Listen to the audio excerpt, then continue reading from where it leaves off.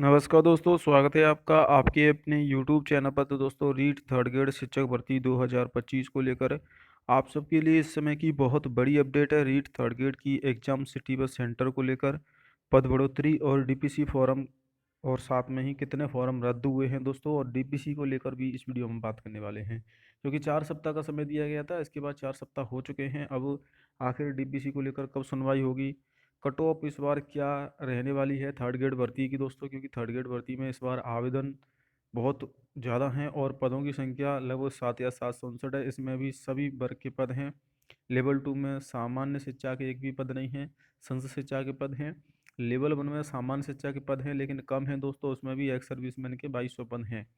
तो इतने कम पदों पर भर्ती है क्योंकि आपको देखने में ये 7 या 7 से 59 पद लग रहे हैं, लेकिन जब आप इसका वर्गीकरण करोगे L1 L2 के हिसाब से, फिर L1 में आपके दोस्तों संसद के भी पद हैं 636, टीएसपी नॉन टीएसपी, तो पदों की संख्या बहुत कम रह जाती है।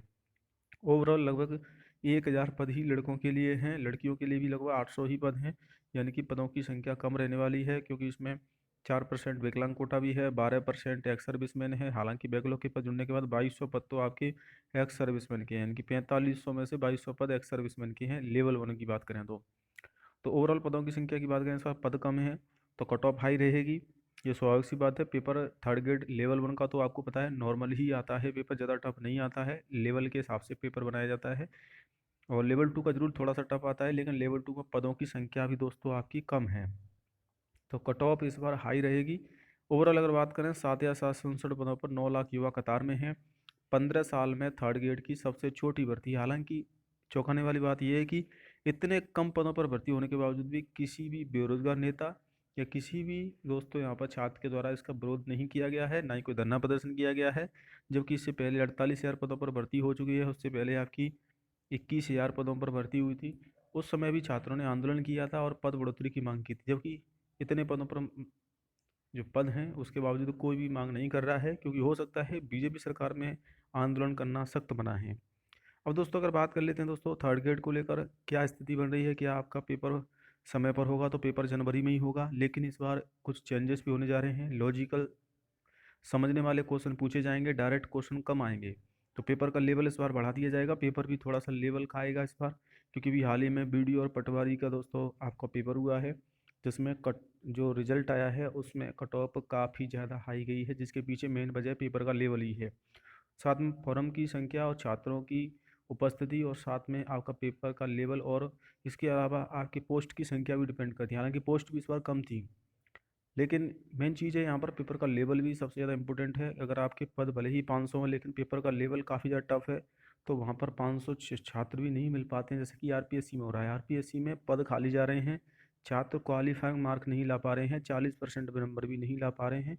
तो आप सोच सकते हैं कि पेपर का जो लेवल है वो कितना ज़्यादा टफ है। डीपीसी में रोक हटे तो 40,000 पदों पर भर्ती के लिए राह खुल सकती है। हालांकि अभी तक डीपीसी को लेकर 5 साल से लंबित डीपीसी पर सुप्रीम कोर्ट में सुनवाई होनी है, अभी तक कोई फैसला नहीं आ रहा है। पदोन्नति की राह खुलने की, नई शिक्षक भर्ती के लिए खाली होंगे पद।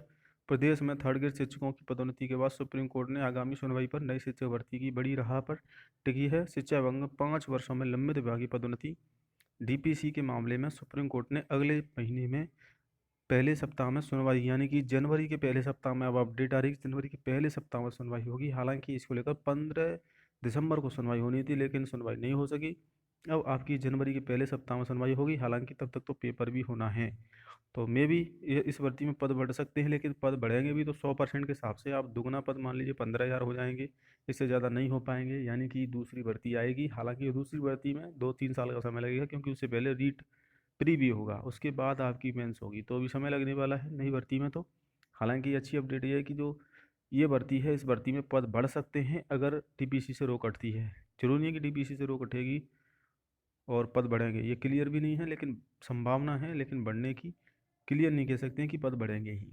बाकी दोस्तों, फॉर्म इस बार काफ़ी ज़्यादा हैं, तो आपको अच्छे से तैयारी करनी है। एग्जाम सेंटर भी बुक हो चुके हैं, 14 जिलों में पेपर का आयोजन किया जाएगा। संभाग स्तर पर पेपर होगा, ज़्यादा सेंटर नहीं बनाए जाएंगे ताकि पेपर लीक या अन्य कोई समस्या ना आए। और जिन छात्रों के दोस्तों बता दूं, विड्रॉ को लेकर अपडेट थी कि 1800 के आसपास छात्रों ने फॉर्म विड्रॉ भी किया है, L1 और L2 दोनों में मिलाकर। 1800 कैंडिडेट ने अपने फॉर्म वापस लिए हैं। तो आशा करता हूँ वीडियो पसंद आए, वीडियो शेयर जरूर करें। जय हिंद, वंदे मातरम।